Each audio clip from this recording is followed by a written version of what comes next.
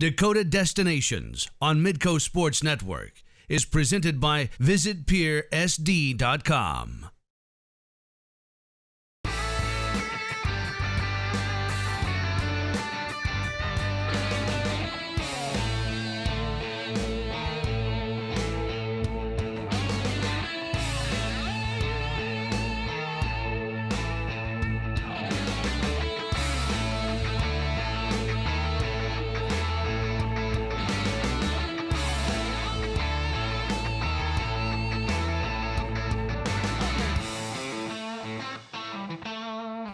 Welcome to Dakota Destinations. We've only got one more episode left after this week, and what better way to gear up for the final episode than to take off with stories about racetracks and trails. First, it's a racetrack in Brandon, South Dakota that's recently undergone millions of dollars worth of renovations, and then it's off to the Black Hills to explore Mickelson Trail. But before we head west, let's visit one of South Dakota's most well-known racetracks that's recently been given a new look and a new name. Midco Sports' Jay Elson caught up with the guy behind the project.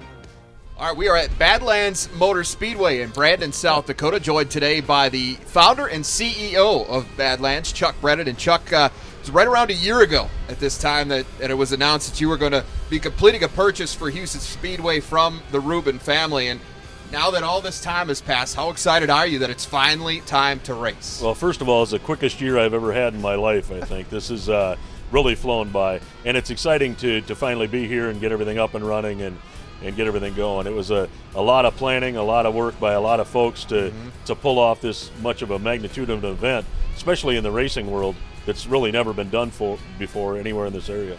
Well, one of the questions that I had, and I'm sure a lot of other people had, when it was announced that you were going to be the guy that was going to be purchasing this racetrack, is why would a guy that had no previous professional experience in the racing business want to go ahead and take this on? So let me ask you, why'd you want to do this? It's probably a really good question. I ask myself that damn near every day. I just approached the Rubins. I've been working with them for a long time. I own a company called Dollar Loan Center, and we've been advertising at the track for probably a dozen years, and it was one of my best forms of advertising out here. And I approached the Rubins when I was opening up Badlands Pawn Gold and Jewelry and wanted to rename the track Badlands Motor Speedway. And they had came back to me and said, they've been doing this a long time. Their father had passed away. The passion wasn't quite there. They didn't have the funds available to really bring it to the next level, and they approached me about buying it. And that's really as simple as it came in. I did have no intention on buying a speedway, but when I do get something and get that project going, I definitely make sure it's done right. So that's why we've had this incredible transformation the last year. This entire facility has gotten quite a facelift, and I know that's come with a pretty hefty price tag for you, but can you just walk us through some of the changes and what drivers and fans can expect in terms of amenities out here? Yeah, I'd love to. And we estimated when I first did the press conference last year that we had budgeted about $6 million in renovations, and we've already gone over 10. And the reason for that is we got ahead of the game on it. We were able to get some of the right zoning issues taken care of with the county, and we were able to add our really big VIP tower up there. That was supposed to be on phase 2. Okay. So we started with the infrastructure. We started with the simple water, the sewer, the electrical, the lighting. We have a $500,000 just into electrical and the new Musco lighting. And to take care of these big new facilities, the suites, the restrooms, the concession stands, we had to bring in all new water service, all new sewer service, all new power, because the infrastructure just wasn't here to do that. So they're going to see infrastructure things like new roads, like concrete on the infield, but then they're going to see a lot of great amenities that a fan would enjoy. Several VIP options and towers, new bleachers, fold-up seats, all new restrooms, new concession stands, just all the things that make a great outdoor venue or a great stadium what it is. Well, you've made no secret of your intention to make this the best racetrack around, and you don't care who that is competing with, and that's a great thing. But and certainly the amenities play a large role in that. But what are some things in terms of the drivers? I know you want to get a lot of guys coming here and just to heighten the level of competition each and every week, and that's going to make for a better experience, of course, for the fans as well. So when you consider all that, what are some of the things that you're doing for the drivers to make them want to choose Badlands Motor Speedway over, say, a Knoxville or somewhere else? Well, frankly, the drivers are looking for two things. They're looking for a high purse of money, and they're looking to race in front of fans. Nobody wants to race in front of an empty set of stands. And that's what's happened in a lot of tracks, unfortunately. So we went and tripled the purse of what it was before, and we've had some major specialty races. We've added our travel assistance program. That's never happened in the history of racing, where we pay the drivers up to $400 in gas to come from other markets. We've done everything we can, but probably the biggest thing we did is in the old days at Huset's, when you'd race on Sundays, drivers made the decision to come here based on the weather forecast. Sure. They would look, if they were coming from Knoxville, coming from North Dakota, coming from one of these other spots, they were looking at the weather and gambling, should we go up there? But now with our big race on Saturday night, if it rains out Saturday, we're moving Saturday's program into Sunday. So the drivers are already here, they didn't waste that trip, so it gives them 2 shots to knock that out. We've also found that a lot of drivers are going to be racing the 410 series on Saturday night and bringing out a 360 vehicle to run on Sunday night to pull that double purse. I know it's early. You're just getting started. Right. But so far, a lot of people maybe haven't had the chance to get out here yet, but they plan to. What's the feedback that you've gotten to all this? And I know there's probably a ton of it streaming in, and some of it's positive, some of it's negative, but overwhelmingly, is it one direction or the other at this point? Before we opened and when we started, the feedback was not negative, but very pessimistic. This really isn't going to happen. Nobody's ever done this. They're not going to pull it off, things like that. With the massive crowds that we've seen so far, everybody who walks in the gate is just blown away. They can't believe what's here. They're excited. You can see them texting and tweeting and telling everybody about what's going on. So the feedback now that they're actually seeing it is amazing. The drivers that are pulling in here, they can't believe it. Our brand new driver services building back there that has all their amenities in there, every one of the aspects out here they've been liking. So now it's switched from negativity to, they're changing the name and they're going to change this and they're going to ruin racing, to pessimism. It's like, this really isn't going to happen. Yeah. And now it's like, how do we get involved? The advertisers are flocking in. The car counts are bigger than they've ever had here in 62 years. Well, great news. Good luck to you, Chuck. Certainly look forward to coming out here each and every week and seeing what this place has to offer. Thanks so much for your time today. Me too, and thanks for coming out. You guys got a heck of a show. We really appreciate it. Appreciate it, Chuck. Again, that's the founder and CEO of Badlands, Chuck Brennan. It's a brand new season and a brand new look at Badlands Motor Speedway in Brandon, South Dakota. Thanks to Jay for that story. If you're interested in visiting Badlands Motor Speedway for a race, you can find their schedule on the website listed below. Well, up next, we hit up one of America's most popular biking trails located in the Black Hills.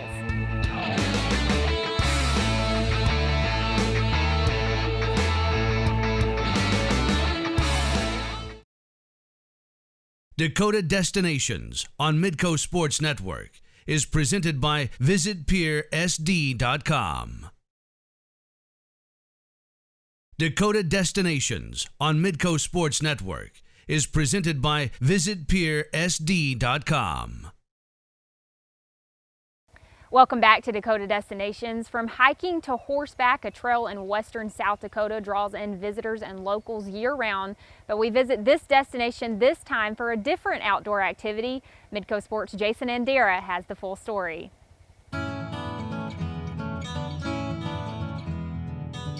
There are plenty of great tourist destinations in the Black Hills, but it's the Mickelson Trail that is gaining in popularity among cyclists and making top 10 lists around the globe. I'm going to take you with me on the 109-mile journey, but first, we have to learn more about the trail. All right, before we get started on the trail, we're here with Dana Gary Reiprick, the trail manager, and we're going to get some history and background of the Mickelson Trail. Now, if people had no idea what the Mickelson Trail, how would you describe it to them? Well, it is a Rails to Trails project. So it is a 109-mile railroad bed that's been converted into a hiking, biking, and horseback riding trail. And this is a trail that has been in existence for how long? We are in our 19th year of full completion. So how did this idea come about? How did this idea to have a trail throughout the Black Hills even get started? Well, about 25 years ago, back in the early 90s, a group of folks were out riding the railroad tracks after the train had quit running, and they decided that it would make an absolutely awesome trail. At this point, there was a salvage company coming through and taking out all of the rails and all of the ties. Well, they decided that when they hit the bridges, they were going to take out all the bridges also.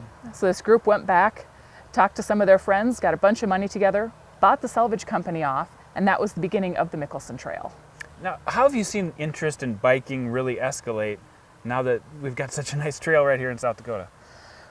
Well, we've heard the Mickelson Trail referred to as one of the best kept secrets of South Dakota, because we get a lot of word of mouth advertising is how people find out about us. People from across the country and around the world have found out from their friends, from their coworkers who have come out here to ride that this is here, and they wouldn't have known about it otherwise. Excellent. Now, if people are ready to ride the trail, what do they need to know? Is there any etiquette or anything that you need to know before you hit the trail? Well, it's always a good idea to know who else might be out there using the trail. Keep in mind, this is horseback riding along with hikers and bicyclists. So hikers and bicyclists always yield to the horseback riders, because the horses can get scared very easily, and that's just a bad situation all around when that happens. Yeah. So always yield to the horseback riders and know that it is a shared use trail. Beyond that, make sure you carry water with you at all times. We do have water at our trailheads during the summer. During the winter and the shoulder seasons, we don't always have water, because if it freezes, we have to take the water out. We don't want our pipes to freeze within our cistern system. And then always carry food. There are communities along the way, but there are many miles in between the communities that you can find services at. All right, thanks, Dana. Well, we've talked to one expert on the trail. Now it's time to go talk to some bike experts. We're going to head over to Rabbit Cycle. All right, here we are in Hill City at Rabbit Cycle with Joey Bonds, who owns this bike shop. And we needed to know more about the trail before we hit the trail, so we're going to go to an expert. We're going to find out a couple things, but first of all, tell us about what you do here at the bike shop as far as service and sales and all the bikes you carry. Sure, we do a whole bunch of stuff. We are the experts on the Mickelson Trail. This is our 12th season. We are the only bicycle shop on the entire 109-mile trail. And we do shuttles so that we can get people on the trail a little bit farther. Otherwise, if they rent a bike, they can ride from here and ride out and back. What level of biker do you have to be to hit the Mickelson Trail? I mean, are we talking beginners, or should you have a little bit of experience? You need no experience whatsoever, because you can ride out of town, and either way out of town is relatively flat for the first 4 to 5 miles, and then there's a little bit of an incline each direction, north and south. So if you decided you were getting too tired, you could turn around and come back into town and then go the other direction for a little while, and you're really not climbing too bad. Let's talk about the Mickelson Trail. This is not only known around the region, but known around the nation and maybe even the world. Yeah. Do you see people coming from long distances to ride the Mickelson Trail? Just to do the trail, yep. Because it's been given the Rails and Trails Conservancy Hall of Fame designation in the last 3 years, it's been much more of a destination for people that are coming specifically just to ride the trail. All right, well, I'm getting ready to hit the trail, and I need to know, what do I start with? What do I need to know before I hit the trail as far as, I don't know, safety concerns, gear? What do I need to get Definitely outfitted? want to wear a helmet. Okay. Even though the misconception is that because there's no vehicular traffic that you don't need a helmet. I have had clients get air vac out of Rochford because they didn't have a helmet on and they fell and they hit their head on a rock. So definitely wear a helmet, everybody, okay? We send all of our bikes out with a tube and tire levers and directions in case you get a flat. There's a pump on every bike as well. Definitely want to take water. There's water pretty much at every 8 to 12 miles. There are cisterns that you can refill your water bottle, so one bottle is sufficient. Cool. But you should also definitely think that there may be a storm, because we have pop-up storms because we are in the mountains and people go unprepared. And I have dropped clients that are from Texas that don't think they need a rain jacket, and it's 80 degrees when they leave here, and I get them up to Redfern or Rochford, and it's 20 degrees difference, and then it snows. You know, in the middle. Surprise, and welcome to the hills. Yeah, exactly. So definitely bring a jacket of some sort. All right. Well, I think I'm ready to go. Thanks for all the help on getting me prepared today. You're welcome. To hit the trail, and you've done a great job, and keep on doing what you're doing. Thank you. All right, thanks, Joey. When we return, Jason and Dara takes us on a 2-day journey north on the trail from Edgemont to Deadwood, South Dakota. We'll be right back. Dakota Destinations on Midco Sports Network is presented by VisitPierSD.com.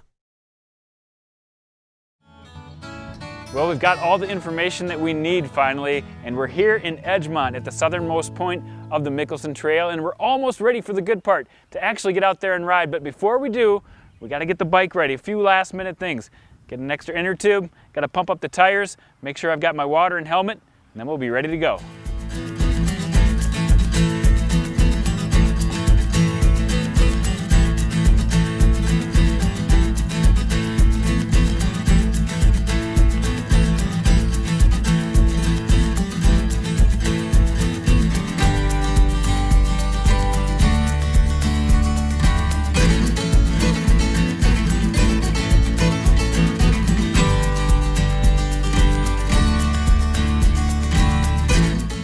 we've hit our first landmark along the trail, Sheep's Canyon.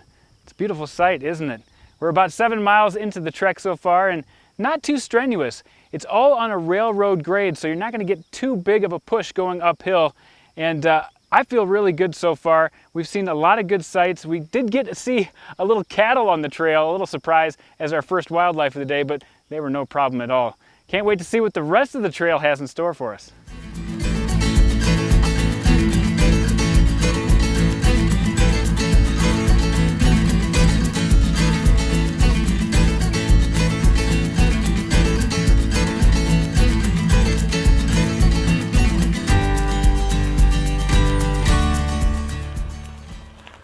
Well, we made it as far as Pringle. This is the first community we've seen since we started at Edgemont about 32 miles ago. We've gained about 1,000 feet in elevation, but really I don't feel it too bad quite yet. This is the perfect place to stop if you need to quick refill that water bottle or even get a bite to eat. And next stop, we're gonna head up to Custer.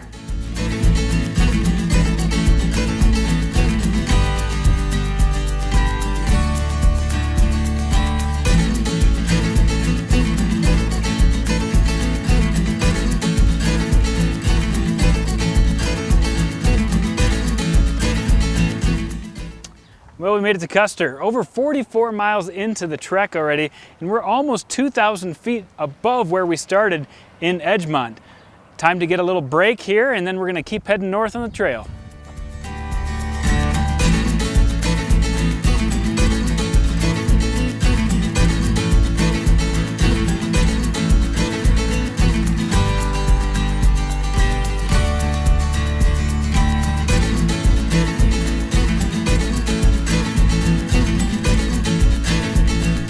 Well, we made it. We're into Hill City, over 60.1 miles into the Mickelson Trail trek. That's over halfway home, and let me tell you, that ride from Custer into Hill City, that was fun. A very scenic look on the first part, a little bit of an uphill climb. Then you get to see a national monument. You get to see Crazy Horse right from the trail, and after you've seen Crazy Horse, it's a downhill climb, which was much easier after a long day of riding. Just what I needed. But now, you see the sun going down, I feel a few raindrops. I think I'm gonna call it a day.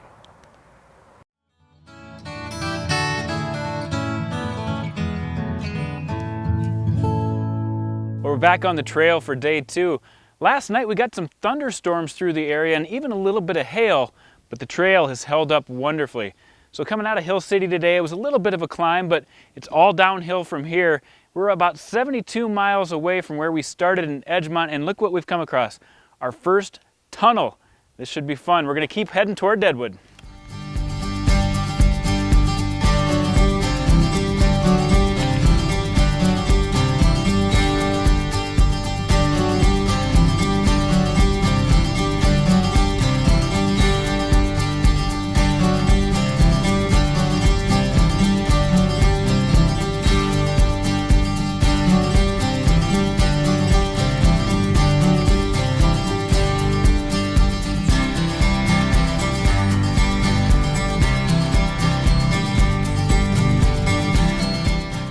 Nice day for a ride, isn't it? Great day. So if you guys have ridden this trail a lot, what's your experience on the Mickelson Trail? Well, we started riding the Mickelson Trail the year it was dedicated in, let's see, 1997, because last year was the 18th annual Mickelson Trek, and this year will be the 19th. So we've ridden, I've ridden it every year, and Pat's only missed 2. Now you guys are experienced on this trail. Are there certain parts that are a little unique or some of your favorite parts of this trail? We especially like this stretch because of the bridges and tunnels. You know, they're great big bridges over, you know, gorges where the creek's way down there, and then the tunnels. I mean, there's nothing like going through the tunnels. They're so pretty. Well, thanks for the break, first of all, as I continue to go uphill a little bit. Breaks are good. Good luck on the rest of your guys' ride. Thank you. Thank you. All Thanks, right. Jason. Fun running into you.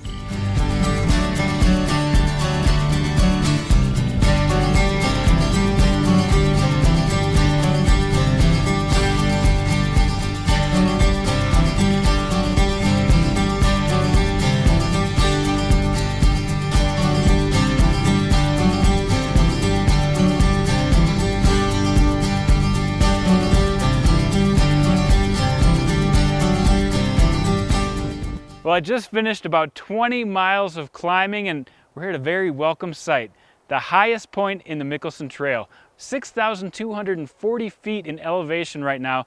We're located about 1.5 miles north of the Dumont Trailhead. And let me tell you something, looking forward to the finish. It's all downhill from here to Deadwood. We'll see you there.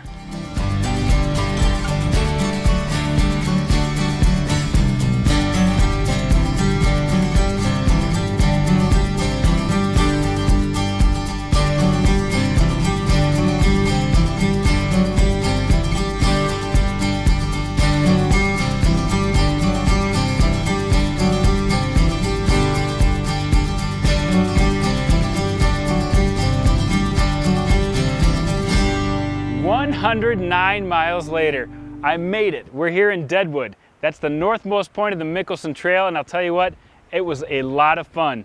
This is a must-see destination that you're going to have to experience yourself.